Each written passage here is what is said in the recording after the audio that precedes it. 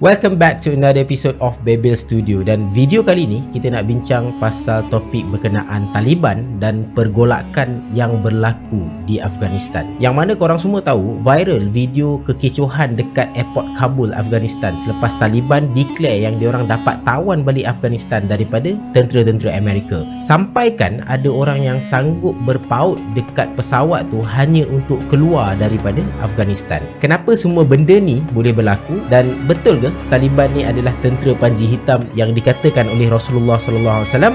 Let's go to the story, guys.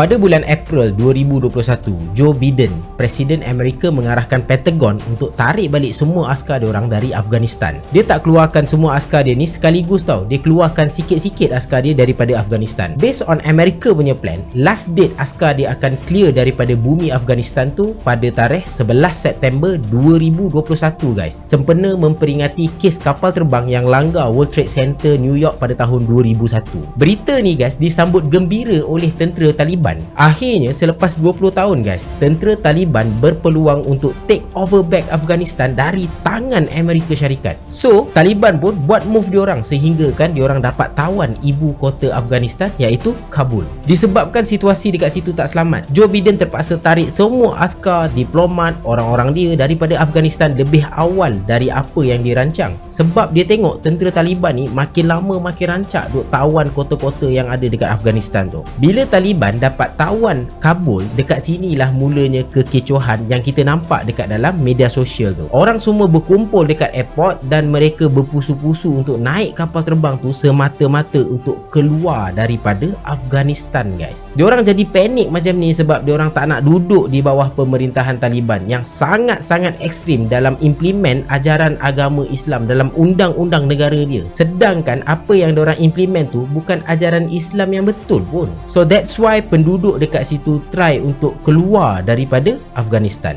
Dekat sini adalah beberapa persoalan yang timbul. Adakah Taliban yang conquer Afghanistan tu sekarang adalah Taliban yang sama pada tahun 1996? Macam mana Amerika boleh pegang Afghanistan, dan pergolakan politik yang ada dalam Afghanistan tu macam mana boleh jadi? Untuk cakap pasal benda ni, kita kena patah balik sikit ke belakang. Kita kena tengok sejarah, menelusuri sejarah. Pada tahun 1978, Muhammad Taraki naik jadi Presiden Afghanistan dan dia lantik timbalan dia bernama Hafizullah Amin. Parti yang diwakili oleh Muhammad Taraki ni adalah parti yang mesra kepada komunis. So secara tak langsung, pemerintahan Taraki ni ngam dengan Soviet Union yang terang-terang bawa ideologi komunis pada masa tu. So disebabkan oleh benda tu, rakyat Afghanistan yang majoriti adalah Islam definitely akan menentang kerajaan ni sebab ideologi komunis tak sehaluan langsung dengan ajaran Islam. So dekat sinilah bangkitnya pejuang-pejuang untuk membebaskan Afghanistan dari pengaruh komunisme, dan mereka ni lah yang dikenali sebagai Mujahidin, bukan Taliban tau. Dalam masa yang sama, timbalan Taraki Hafizullah Amin, dia sebenarnya bercita-cita untuk menjadi Perdana Menteri Afghanistan. Untuk capai cita-cita dia, dia kena jatuhkan Muhammad Taraki dulu dan baru dia boleh naik ke atas. Jalan singkat Hafizullah Amin ni adalah dia belot dengan kerajaan dia belot dengan parti dia, lepas tu dia pergi menyokong Mujahidin.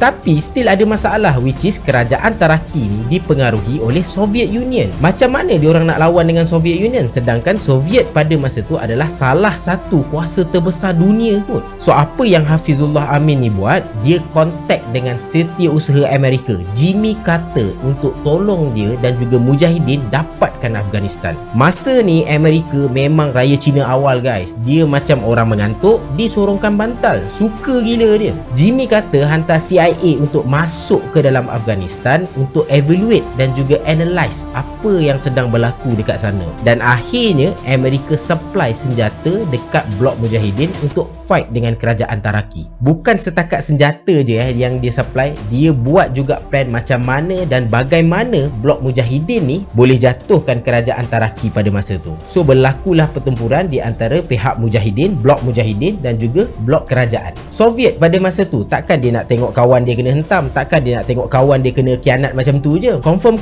guys, dia takkan boleh duduk diam. Akhirnya Soviet Union ni hantar tim untuk cari Hafizullah Amin dalam satu operation yang dipanggil Storm 333. Dalam misi ni Soviet dia nak dapatkan balik Afghanistan dan dia nak bagi balik Afghanistan tu pada kerajaan yang mesra dengan ideologi komunis. Tapi misi utama diorang adalah nak bunuh Hafizullah Amin ni yang jadi pencetus kepada perang saudara ni. Hafizullah Amin dibunuh akhirnya dan Soviet terpaksa berdepan dengan tentera Mujahidin yang memang sangat susah guys nak kalah. Diorang bunuh dan tentera Mujahidin tu ada lagi.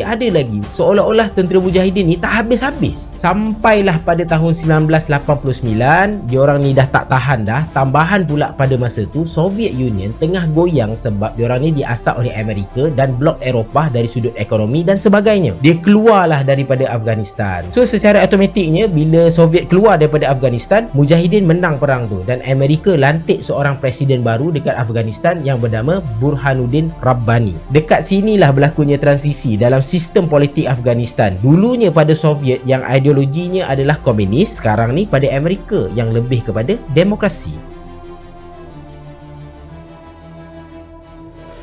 Bila Burhanuddin Rabbani ni naik, still lagi majoriti blok Mujahidin ni tak puas hati. Dia orang cakap, mana boleh macam tu, mana boleh macam ni, macam-macam lah. Sebab apa? Sebab Burhanuddin Rabbani ni dia datang daripada Puak Tajik, which is mewakili 20% je penduduk dalam Afghanistan tu. Blok yang paling besar adalah Puak Pashtun yang mewakili lebih 45% penduduk Afghanistan. So Puak-Puak Pashtun ni lah yang membangkitkan isu ketidakpuashatian ni. Dia orang cakap, kenapa wakil Perdana Menteri kena datang daripada Puak Tajik sedangkan Puak Pashtun yang ada majoriti dekat dalam Afghanistan? Dipendekkan cerita, berlakulah perang saudara sekali lagi di Afghanistan dan dari ketidakpuashatian ni wujudlah Taliban yang diasaskan oleh Mullah Omar. Dekat sini baru wujud Taliban.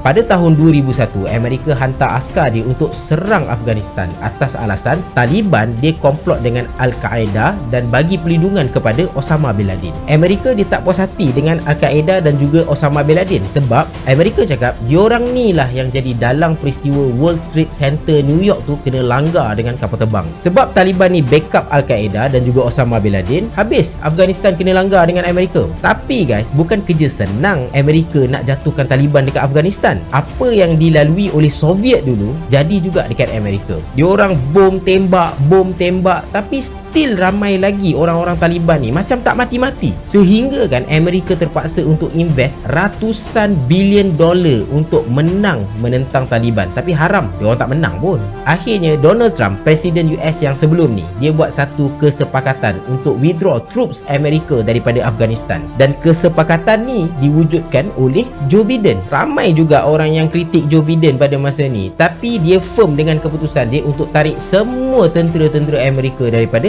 Afghanistan. Dia buatlah based on plan macam mana yang aku cerita awal-awal tadi. So dekat sinilah bermulanya kekecohan seperti apa yang kita nampak dekat dalam media sosial. Diorang nak keluar daripada Afghanistan sebab diorang takut dengan Taliban.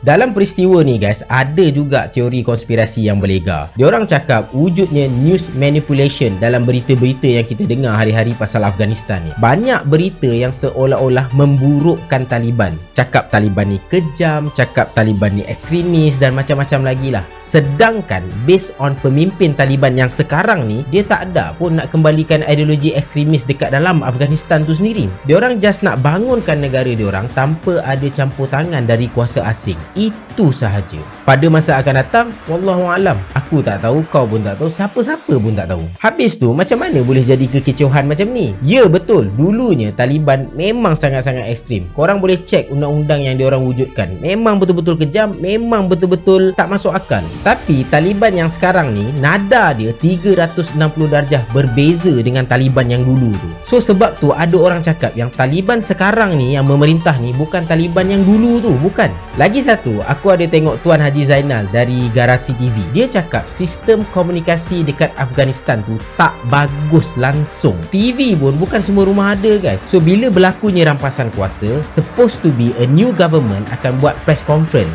A new government ni akan bagi tahulah apa yang dia nak buat. Dia tak nak apa-apa, dia just nak negara ni dibangunkan dan minta kerjasama daripada rakyat Afghanistan. Tak adalah dia orang nak implement undang-undang yang ekstrim macam dulu tu, tak ada. Kita just nak fokuskan pada negara sahaja. Tapi semua benda ni tak berlaku sebab sistem komunikasi yang sangat-sangat teruk dekat Afghanistan. End up, rakyat Afghanistan masih lagi beranggapan Taliban yang dulu tu dengan Taliban yang sekarang ni adalah Taliban yang sama. Another thing, orang yang ramai lari tu kebanyakannya adalah orang yang pro kepada Amerika. Bila dia pro kepada Amerika, memang takutlah dia orang bila Taliban take over sebab dia takut Taliban akan balas dendam dekat dia orang balik. Sebab tu dia orang berusaha sangat-sangat nak lari daripada Afghanistan.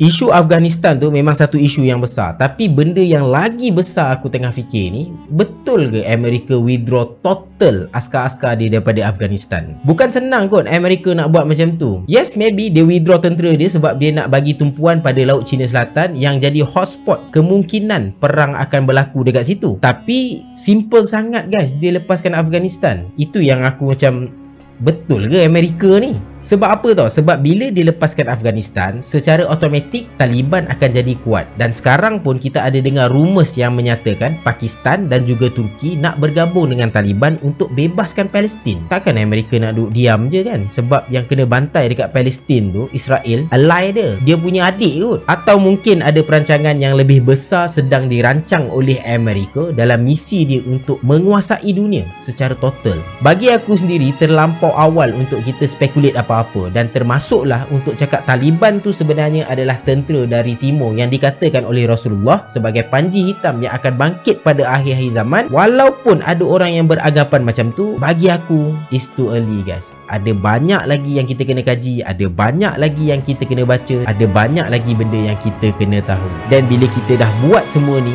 barulah kita boleh keluarkan satu kesimpulan yang solid. So that's all, guys. Until next time, I see you at the next video. Thank you very much sebab korang support Babel Studio. Jangan lupa like, share dan juga subscribe. Assalamualaikum. Ciao.